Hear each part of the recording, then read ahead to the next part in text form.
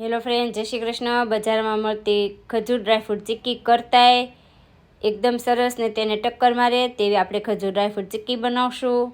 તો આપણે બનાવવાની શરૂઆત કરીએ. તો વજનમાં મેં કિલો ખજૂર લીધો છે, તેના ઠળિયા કાઢીને તૈયાર કર્યો છે. તો એકદમ નરમ પણ નહીં ને કડક પણ નહીં, મીડિયમ હોય એવો ખજૂર લેવાનો. વજનમાં 300 ગ્રામ બદામ, કાજુ 200 ગ્રામ અને 50 ગ્રામ પિસ્તા લીધા છે. પિસ્તાની કતરણ અને પોણી વાટકી ઘી, અને આમાં આપણે 2 ચમચી જેટલું મધ એડ કરશું. તો એક પેનમાં પહેલાં આપણે ઘી લેશું. હવે ઘીમાં બધી જ બદામ એડ કરી અને બદામને ઘીમાં તળી લેશું. તો બ્રાઉન કલરની થાય ત્યાં સુધી આપણે બદામને તળાવી દેવાની. અને જે ચોકીમાં આપણે ખજૂર ચીક્કી પાથરવાના છે એમાં જ બદામને લઈ લઈએ.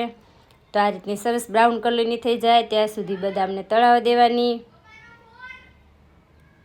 હવે કાજુને તળી લઈએ, એને પણ બ્રાઉન કલર ન થવા દેશું. હવે આ જ ઘીમાં આપણે પિસ્તાને તળી લઈએ. પિસ્તા ફક્ત 1 જ મિનિટ માટે તળાવી દેવાના છે, વધારે તળાવી દેવાના નથી. તો જે ઘી વધ્યું છે એમાં જ આપણે ખજૂરને શેકી લઈશું.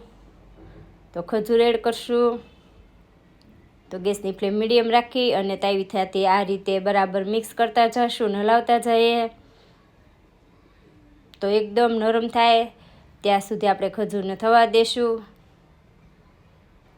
તો એકદમ સ્મૂથ એવો સરસ ખજૂર થઈ ગયો છે ઘીમાં. તો 2 ચમચી જેટલું આપણે મધ એડ કરશું. હવે ડ્રાયફ્રૂટ્સ એડ કરીએ. તો આ રીતે તાવી થતી બરાબર મિક્સ કરી લઈએ.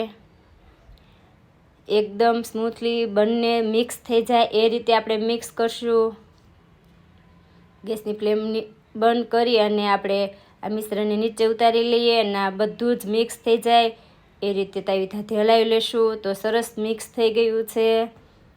હવે આપણે આ ચોકીમાં પાથરશું. તો ચોકી ઘીવાળી છે એટલે હું ઘી લગાડતી નથી. તો આ મિશ્રણને લઈ લઈએ.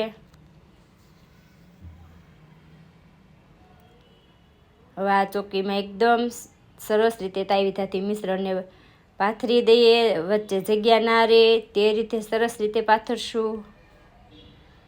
તો આ રીતે વાટકાથીને પણ સરસ રીતે પથરાઈ જશે. તો આ રીતે વાટકો ફેરવી અને એકદમ ઉપર સરસ લીસું કરી લઈએ. હવે ઉપર આપણે થોડી પિસ્તાની કતરણ પાથરશું. પિસ્તાની જગ્યાએ તમે ખસખસ પણ લઈ શકો. તો આ રીતે પિસ્તાની કતરણ પાથરી અને આપણે ઉપર વાટકો ફેરવશું એટલે જે પિસ્તાની કતરણ છે એ સરસ ચીપકી જશે, ખસશે પણ નહીં. તો છરીએથી આપણે ટુકડા કરી લેશું. છરી થોડી જાડી અને મોટી હોય એવી છરી લઈ અને ટુકડા કરી લેવાના. કેમ કે આપણે કાજુ અને બદામ આખા લીધા છે એટલે ટુકડા કરતાં થોડી વાર લાગશે. ટુકડા એકદમ સરસ થઈ જશે. તો આ રીતે ટુકડા કરી અને આ ડ્રાયફ્રૂટ ખજૂર ચીક્કીને આપણે 2 કલાક માટે ઠંડી થવા દેશું. તો 2 કલાક જેવું થઈ ગયું છે. તો એક ટુકડો ઉઠલાવીને જોઈ લઈએ. તો સરસ રીતે ટુકડો ઉઠલી પણ ગયો અને એકદમ બાર જેવી આપણી ડ્રાયફ્રૂટ ખજૂર ચીક્કી તૈયાર છે. તમે જોઈ શકો છો કે એકદમ મસ્ત બની છે. તો ચોક્કસ એકવાર જરૂર ટ્રાય કરજો. મારી ચેનલ લાઈક અને સબસ્ક્રાઈબ કરજો. કમેન્ટમાં લખીને બતાવજો કેવી બની એમ.